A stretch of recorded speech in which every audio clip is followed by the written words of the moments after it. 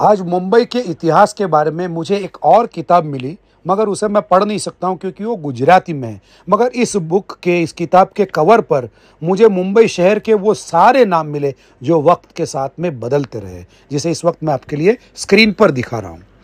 मुंबई में अगर बोरीवली नाम का सबब है तो मुंबई के बाहर ठाणा में भी एक और बोरीवली है। अगर मुंबई में दहीसर है तो पालघर में भी एक छोटा गांव है जिसका नाम है दहीसर। अगर यहाँ पर गोरेगांव है तो रायगढ़ डिस्ट्रिक्ट में भी एक गोरेगांव है। और मुंबई के बाहर अगर मीरा रोड है तो भारत के बाहर भी एक मीरा रोड है, और वो भी कनाडा में।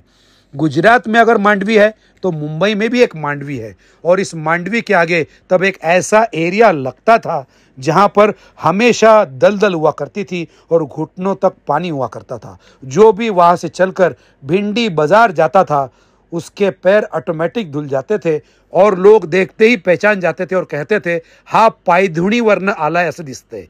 इस पायधुणी एरिया को ड्राई करने के लिए अंग्रेजों ने एक अंडरग्राउंड नाला खोदा और यहाँ का सारा पानी वर्ली के समंदर में ड्रेन किया। ये नाला, जिसे मराठी में नळ कहते हैं, ये भिंडी बाजार के नीचे से जाता है।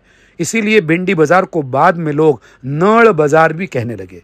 मुंबई में जहाँ जो उगता था या जहाँ जो होता था उसके वजह से एरिया के नाम पड़ने लगे। जहाँ पर सिर्फ खेती थी वो एरिया बन गया खेतवाड़ी, जहाँ पर बैंगन उगते थे वो बन गया बैंगनवाड़ी।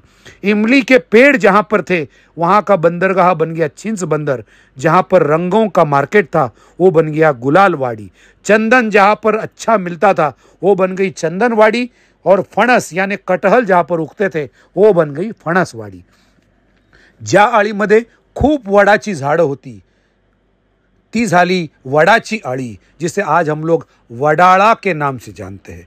गिरी यानी पहाड़, ग्राम यानी गांव। गिरी ग्राम बाद में बन गया गिरगांव। इस गिरगांव में जो लोग गौ पालन करते थे उस एरिया का नाम हो गया गायवाड़ी।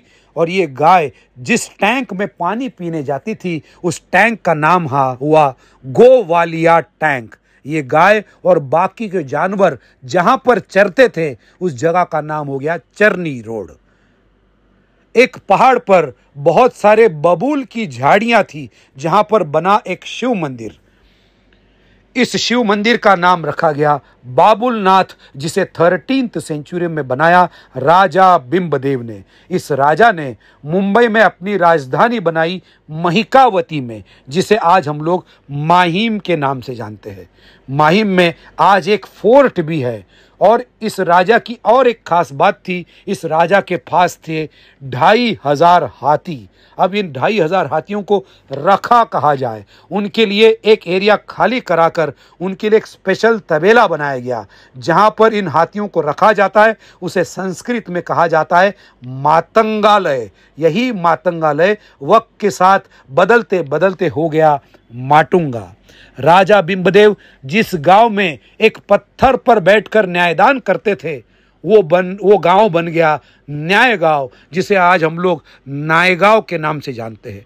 ऐसा कहा जाता है कि यहाँ पर बिंबाची वाड़ी या भीमाची वाड़ी नाम की एरिया भी था जहाँ पर हर साल राजा बिंबदेव की जत्रा भी होती थी, मगर इसका कोई ट्रेस आज तक नहीं मिला। बाय द वे, विरार जाते वक्त एक रेलवे स्टेशन का नाम भी आपको दिखेगा नायगांव। मुंबई में माहिम को राजधानी बनाने से भी पहले राजा बिंबदेव ने अपनी एक राजधानी पहले बसाई थी। उस जगह का भी नाम था माहिम, और ये माहिम है केळवे माहिम। यहाँ पर उनके बेटे प्रताप बिंब ने एक फोर्ट भी बनाया है, माहिम सा किला, माहिम फोर्ट। यहीं पर मैंने दर्शन लिए महिकावती देवी के। अगर आप भी ऐसे किसी जगह के बारे में जानते हैं जिसका नाम मुंबई के किसी एरिया से मेल खाता है तो कमेंट में ज़रूर लिखना।